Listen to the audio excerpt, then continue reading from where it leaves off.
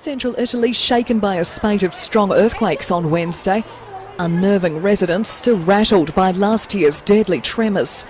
No reports of injuries or serious damage. Hundreds of schools forced to close. Evacuated students huddling together outside for support. The underground metro in Rome also suspended as a precaution. The capital city not accustomed to earthquakes. Many residents fleeing shaking buildings in fear. The three strongest earthquakes measuring 5.3, 5.7 and 5.3 on the Richter scale, all striking within about an hour. Their epicentre roughly 7 kilometres from the town of Amatrice, which was flattened by a powerful tremor last August. The August 24th earthquake killed more than 300 people and destroyed thousands of homes and businesses. More than 45,000 aftershocks have since struck the region, a constant reminder to Italians of their precarious position straddling two tectonic plates. Straight to some breaking news coming to us now from Italy. At least 30 people have been found dead at a hotel that was destroyed by an avalanche. It happened after an earthquake hit the area. However, when this does happen in winter, snow buildup can threaten avalanches. We've been hearing about a few occurring, and it's just now being realized that dozens have actually died in one of these avalanches in central Italy. A giant crack in an Antarctic ice shelf forces a group of researchers to evacuate a polar research base. The British Antarctic Society is bringing home a group of almost 90 scientists from the Halley 6 Polar Research Base. A crack in the Brunt ice shelf has been growing about 1 mile every year since 2012 and passes just 10 miles from the base. The crack in the ice is already a third of a mile deep and as wide as 25 highway lanes. Officials are worried that an iceberg could break away from the larger ice shelf, although the chances of this happening are low and the evacuation of the base is a precautionary measure.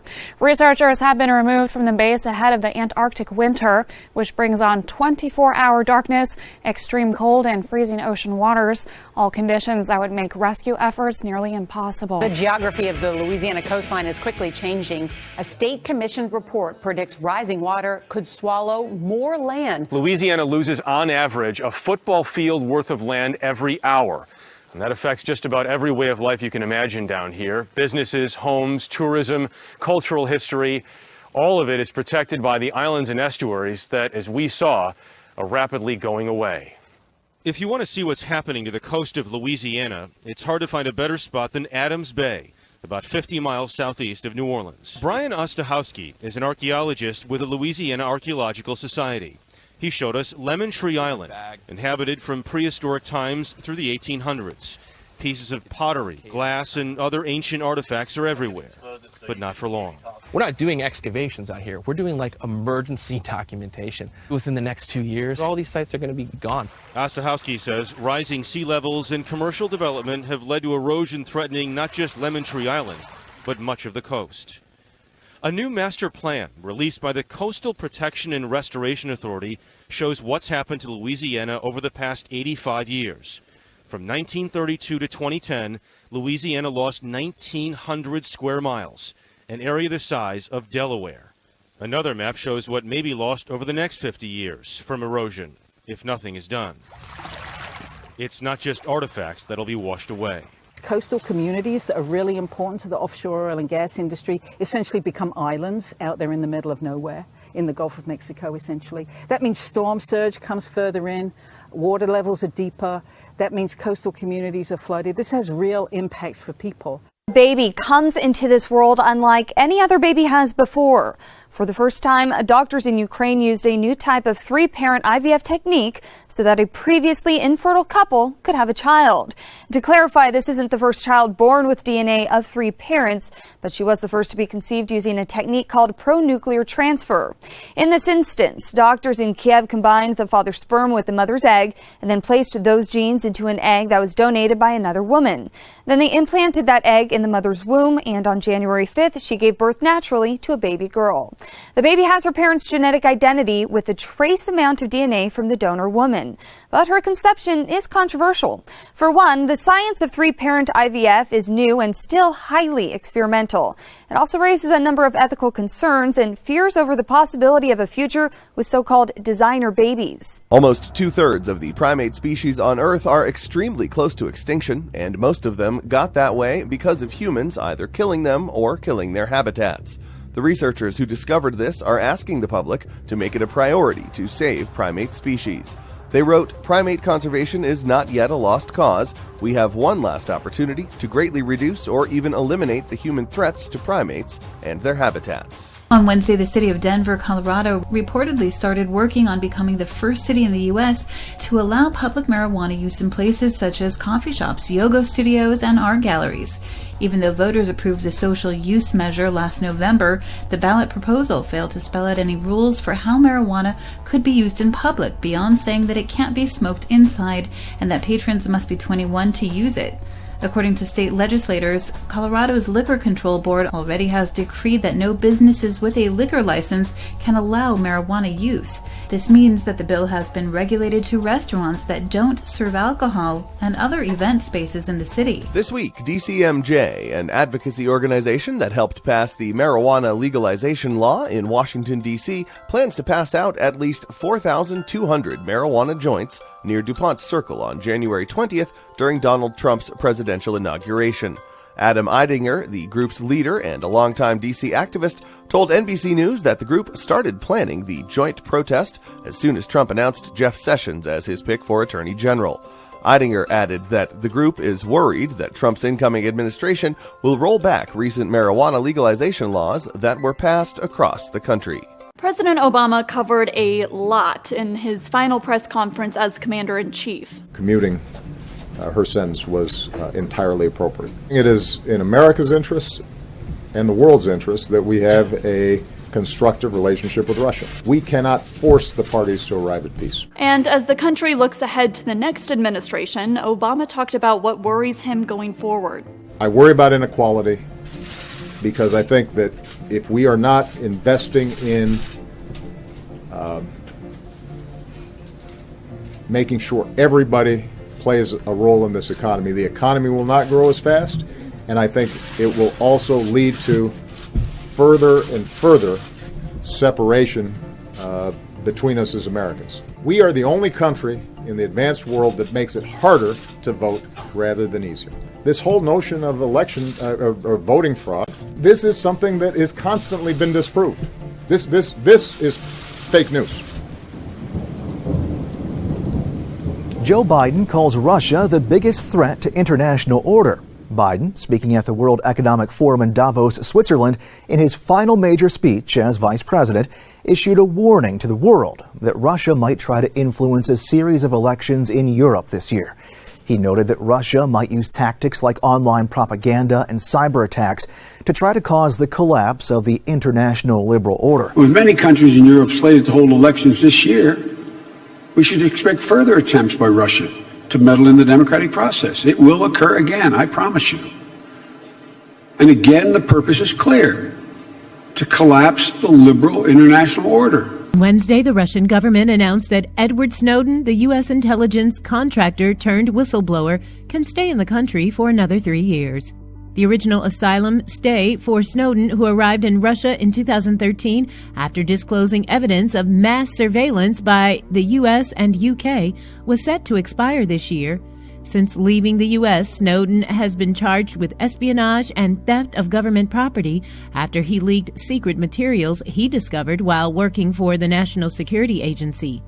Despite a recent petition, he is not expected to be pardoned by outgoing President Barack Obama. We start with breaking news. Russia and Turkey have carried out joint airstrikes on Daesh positions in the Syrian province of Aleppo.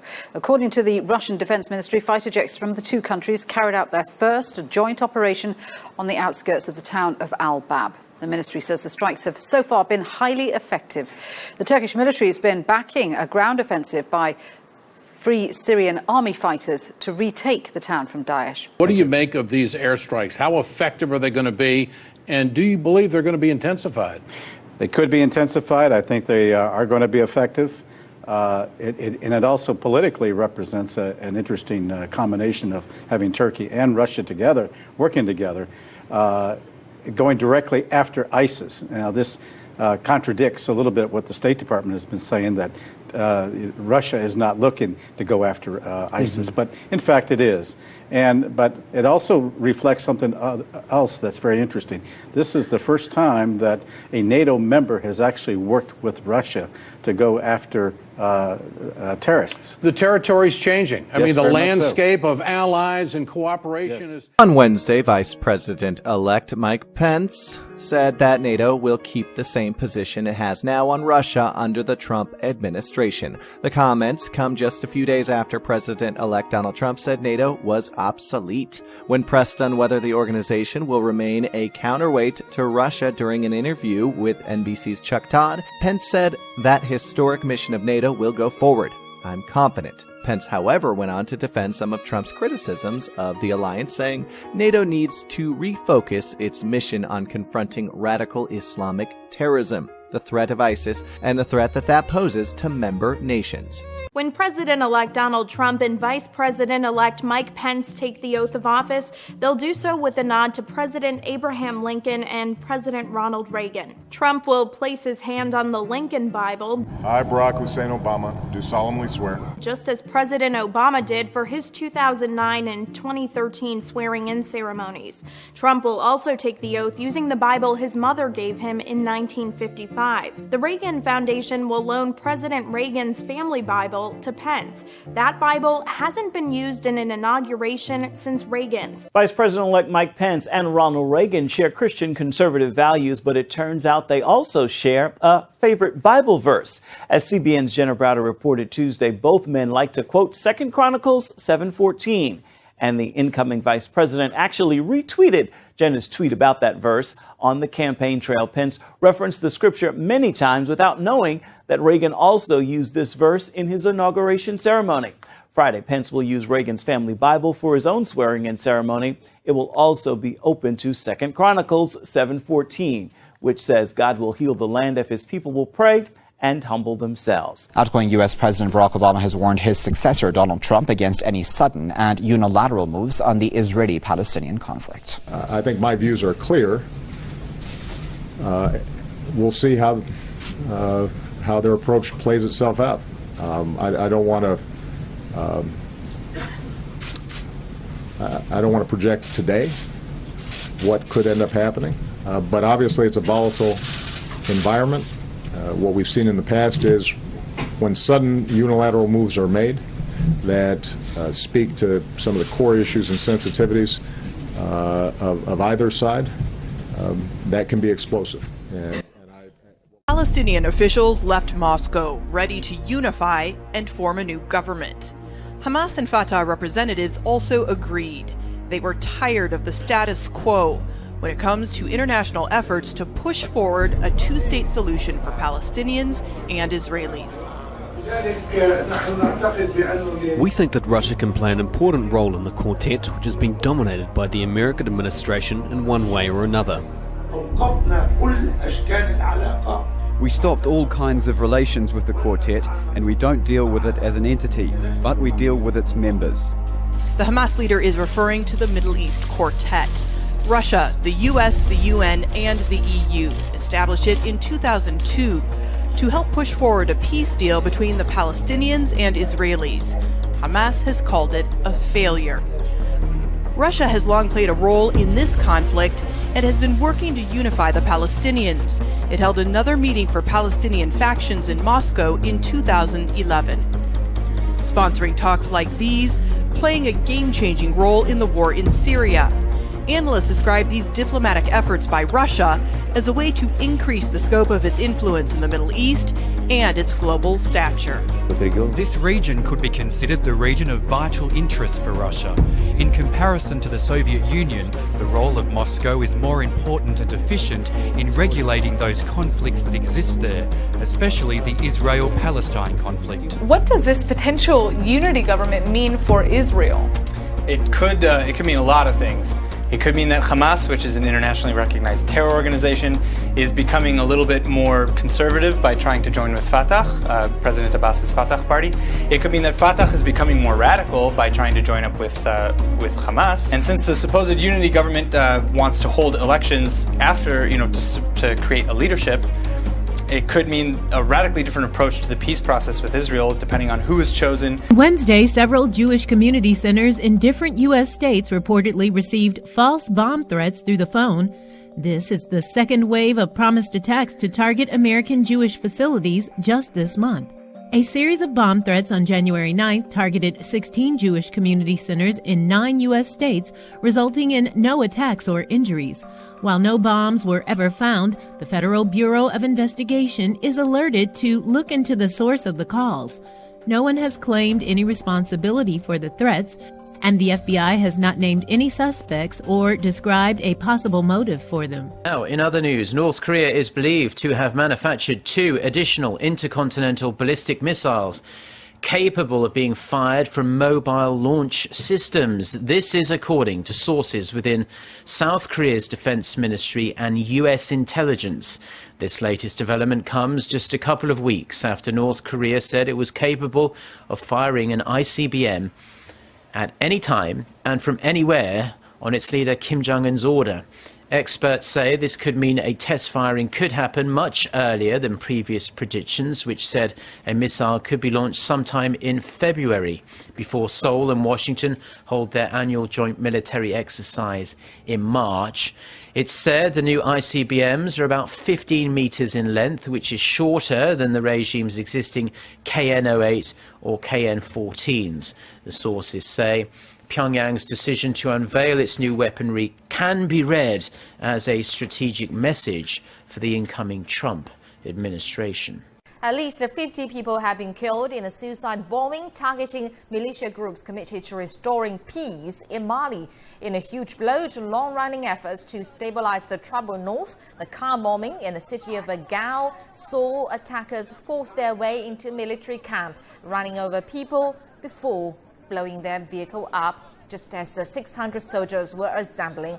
And Al-Qaeda said in a statement that the attack was carried out by North African affiliate Al-Musrabiton.